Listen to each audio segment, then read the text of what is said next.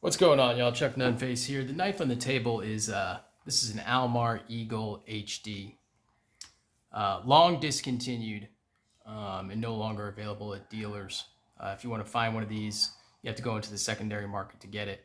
I have been seeking one of these for several weeks, few months, and I finally ended up tracking one down on Arizona Custom Knives and picking one up. Now, I've been looking for one for quite some time, and I've been on Blade forums and everything else, and a gentleman on Blade forums kind of pointed me in a couple of different directions as far as finding one, looking on eBay and everything else. I knew I wanted to get one of these, but I didn't want to, or I wasn't willing to pay, a really high markup on something like this. And the ones I was finding were way beyond, what I would consider, paying for something like this. Now, I realize that in a knife that's out of production, you may have to pay a premium, and I accepted that. But the prices that I was seeing on eBay and everything else, it was not going to happen. I think there's like one guy that has some new old stock, and he's got a line to it either from the factory or an old dealer there or something like that, and he's putting them out on eBay here and there and selling them at really high prices. And I wasn't willing to do that, but I did end up finding it on Arizona Custom Knives. Now, these were released, this was the standard version in the FDE scales. They were released as cutlery shop exclusives in a really bright, nice blue and a bright orange as well. And truth be told, I would have rather had a blue model. I thought those looked really nice, but I was happy to get this at a very reasonable price too. So it paid to wait and pick one up when I did in the way I did. What makes these special really is not like the regular Eagle, the Eagle knives, which have been produced by Almar for a number of years. With AUS8 steel, these are actually ZDP 189 laminated. I believe it's 420J. I believe. Don't quote me on that. Is the jacket that's on this? So it's sandwiched between two pieces of 420 steel, much softer, and then that very hard ZDP 189 steel in the core. So I didn't have a whole lot of experience with ZDP 189 throughout, just my history of owning knives, and I was really intrigued by this, and I'd heard a lot of good things about it, and I wanted to really pick one of these up. And so I'm glad that I had an opportunity to get one. Kind of go into just some specs on this real quick. We're looking at basically a 4-inch blade, and it's a very narrow blade in the sense that it's not tall at all. It's about 3/4, maybe 0.85 of an inch tall, and it's got an overall inch of about, let's see, overall length, I should say, of about 1, 2, 3, 4, 5, 6, 7, 8, almost 9 inches, really about 9 inches. We'll go ahead and do some size comparisons real quick. We'll do it with another Almar, also a Japanese-made Almar. So that's the Seer 2000. So it's going to be longer than the Seer 2000. But as you see, it'll be quite a bit thinner in blade stock, thinner in handle, thinner pretty much all the way around. But it does have some of that same type of grind characteristics that you would see on the Seer 2000 right there. So there it is against the Seer 2000. The Ontario Rat model number 1, a classic standby that everybody can relate to. Here it is with the Spyderco Native 5 right there. So it's going to be longer than that. The Olamic 247.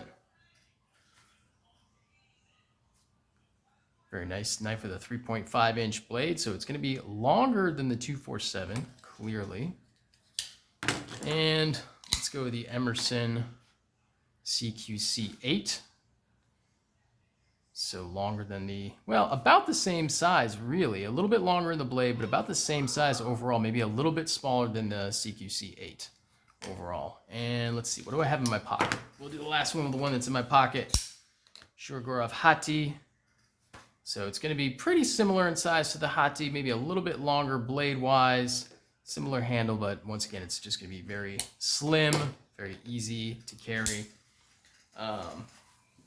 So yeah, you can kind of get the idea of the profile of the knife right there. So I did want to pick one of these up, and I wanted to check out ZDP 189 steel. Like I was saying, I don't have a lot of experience with ZDP 189.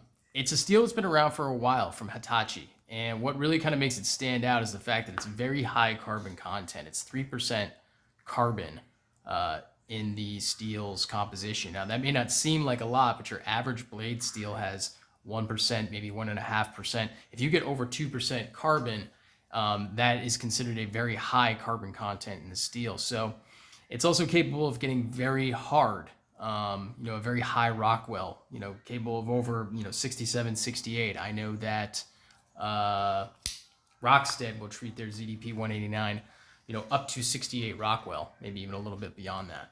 I believe these were heat treated to about 63, 64, so they weren't that hard, but still, that's, your average blade steel is probably somewhere between 59 and 62, on average. And I believe these were about 64, maybe 65 on the Rockwell. So I did want to check it out. It's a steel that when it's sharpened correctly, you can definitely get a lot of life out of the cutting edge. One of the things I wanted to do initially is I wanted to get a different edge on it from the factory edge. The factory edge was okay, but it clearly could have been a lot better. And so that was one of the first things I wanted to do, was get out my KME and put a new edge on this. So I initially started doing it first time around with just following the factory angle and just cleaning up the factory sharpening and not increasing, not bringing back the bevel or anything like that. That's what I initially did. When I did that, and I was using it the next day, I found out, I discovered that the cutting performance was not very good on the knife, and I was kind of perplexed. I was like, I cleaned up this knife quite a bit. It seemed to me that it would be, cutting a lot better than it was. But clearly that wasn't the case. And so, the following day or that evening, I went and I got down on the KME again, and I did the same thing over again, following the factory angle to see if maybe I just didn't apex my edge properly. Well, sure enough, that was not the case either. I mean, I know that I had apexed the edge, but it still was not cutting very well. And so I was like, well, what am I doing wrong? I used the diamond stones and the KME. I wasn't taking a ton of time. I have small children. I don't have time to spend, just making sure my edge is 100% perfect. And so I was kind of, getting a little bit irritated. And so I went and I checked out some YouTube videos. One that I saw was from a gentleman in, I'm not sure what country he was out of. His video wasn't in English. It had some English subtitles. It was maybe Slovakia, Slovenia, something like that.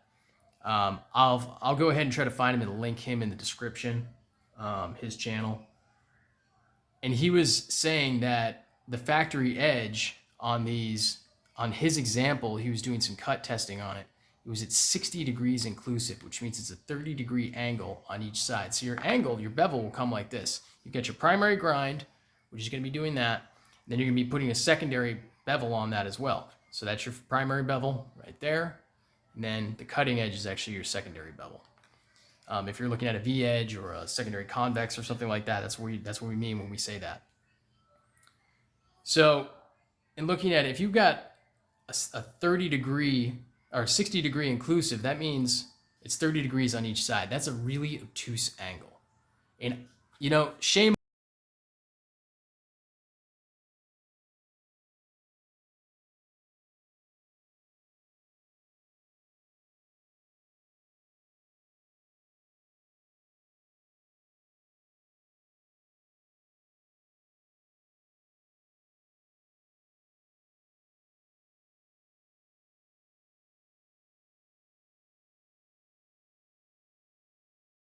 or 900ths, I should say.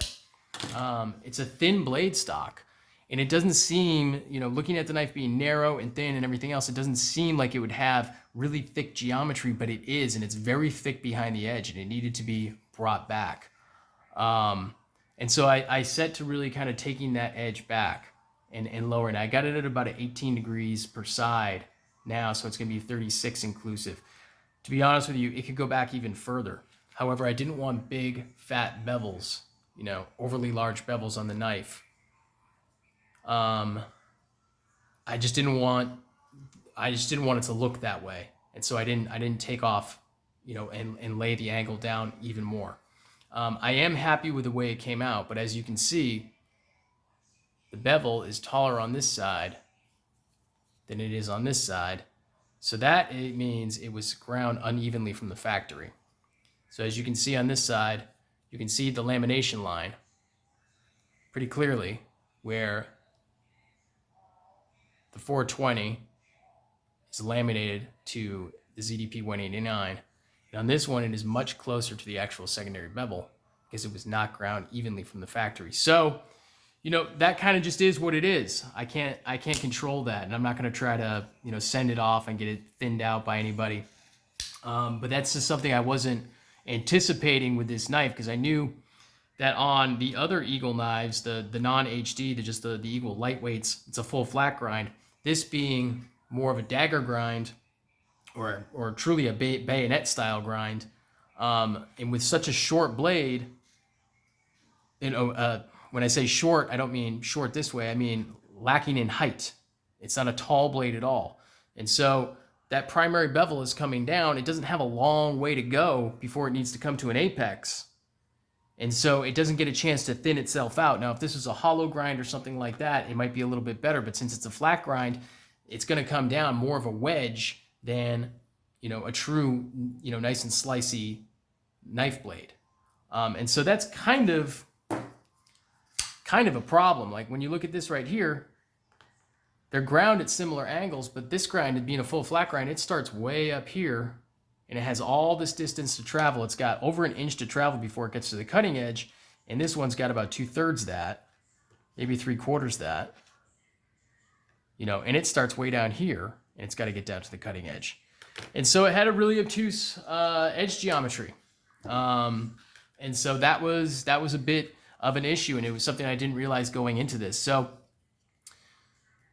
I am happy I got the knife. It was a knife that I saw it after and I was looking for, and I'm happy I got it. These are drying up. They're not being made anymore. Obviously, they're discontinued. Almars are no longer the same company that they were. They're no longer produced in Japan. It's no longer run by the same people. All the knives are produced in China now. And so I was definitely happy to pick this one up, and I really wanted to check it out, and I'm glad that I did. I should have done a little bit more research ahead of time, and I probably would have saved myself some aggravation in sharpening, because really it's almost like carrying a, if you wanted to use this knife for self-defense in its stock configuration, it wouldn't be much of a slasher, but it'd be great at stabbing. It was almost like a folding spike.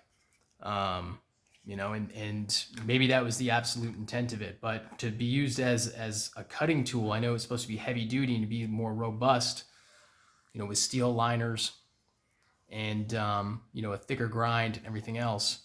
It was designed to be more robust than the lightweight, which just had, polished micarta, no liners or anything like that.